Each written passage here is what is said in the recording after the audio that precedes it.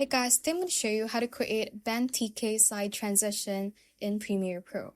Now I have 8 clips on my timeline right here, each with a 1-second duration. First, let's go ahead and focus on the second clip, and let's remove 5 frames at the end of it. So you can go at the end of the second clip and move your left arrow key 5 times.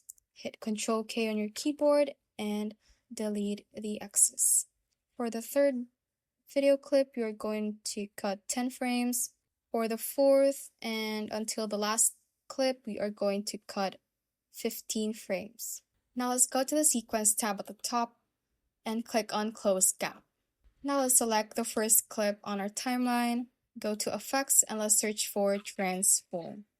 Let's drag the transform effect onto the first clip. Let's go to effect controls, scroll down, and let's click the stopwatch icon beside position and scale under the transform effect. And let's change the scale to 120. Now let's move ahead 4 frames by hitting your right arrow key 4 times. And let's create a new keyframe for position and scale.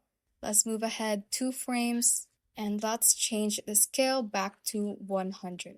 Now let's move the timeline slider at the start of our clip and let's change the X position of our video until it disappears to the right of our screen.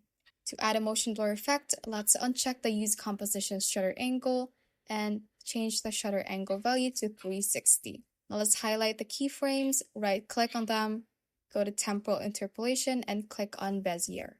From here, we are going to right-click on Transform and hit Copy.